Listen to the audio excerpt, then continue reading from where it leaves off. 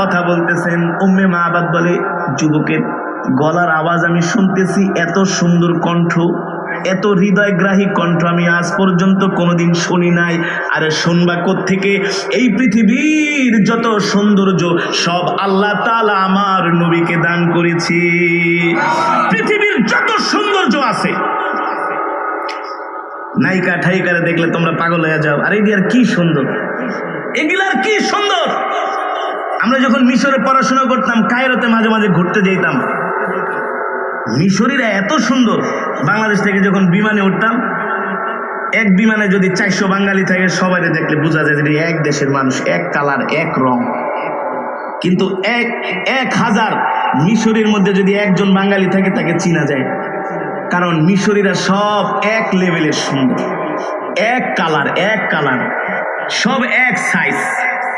কারণ ওই দেশে এসেছিলেন পয়গম্বর ইউসুফ আলাইহিস সালাম। নবীজি বলে, আমার ভাই ইউসুফ অনেক সুন্দর, কিন্তু আমার চেয়ে সুন্দর না। সুবহানাল্লাহ বলেন। নবীজি বলে, আমার চেয়ে সুন্দর না।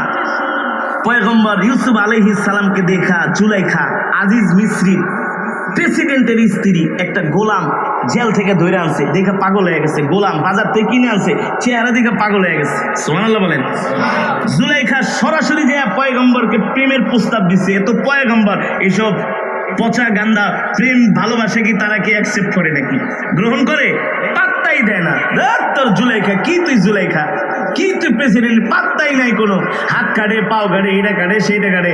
জুলাইখার বান্ধবীরা চিঠি লাগে, আরে তুই প্রেসিডেন্টের স্ত্রী হইয়া একটা গোলামের প্রেমে এমনি পাগল হইছস, মান সম্মান কিছু নাই, সব শেষ। জুলাইখা গাই, দূর থেকে সমালোচনা করিস না, আয় কাছে আইসে একটা নজর দেখা যা, একটা নজর দেখা যা, দূর থেকে বদনাম করিস না। এমন মানুষ পৃথিবীতে একজনও নাই এত সুন্দর। সুবহানাল্লাহ। জুলেখা সব বান্ধবীরা আসছে। জুলেখা ছিলেন চালাক মহিলা, সবার হাতে আপেল আর ছুরি দিয়া, এবার কাট আর খাইতে থাক, খালি এক নজর দেহামো, বেশি না, এক নজর দূর থেকে দেখবি। জুলেখার বান্ধবীরা পয়গম্বর ইউসুফ আলাইহিস সালামের চেহারার দিকে তাকাইতেছে, আপেল কাটতেছে। কিসের তোর আপেল কাইটাম, এটা আত্মাত রক্তাক্ত হয়ে গেছে, এমনি তাকায় আছে তো আসছে, আর নজর ফিরাইতে পারে না। জুলেখাকে কিরে এক ঝলক দেখেই পাগল হয়ে গেলি? বান্ধবী, এটা তো মানুষ না, মনে হয় ফেরেশতা আয়া পড়ছে।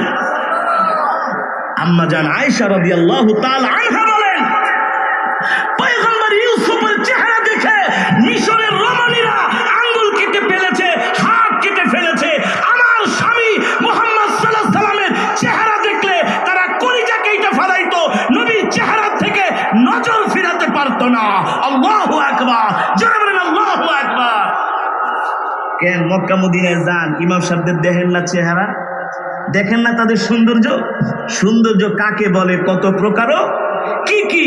মানুষ যদি এত সুন্দর হইতে পারে, নবী কত সুন্দর, যেই নবীকে দুনিয়া সব সৌন্দর্য দান করছে। আল্লাহু আকবার।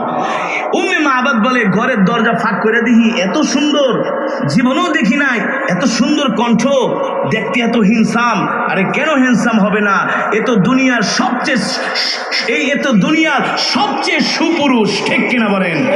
সবচেয়ে সুন্দর পুরুষ ছিলেন আল্লাহ নবী রাহমাতুল লিল আলামিন।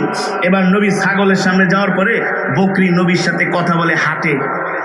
নবীজি বলে, এদিকে আসো, আমি তোমার থেকে দুধ দহন করব।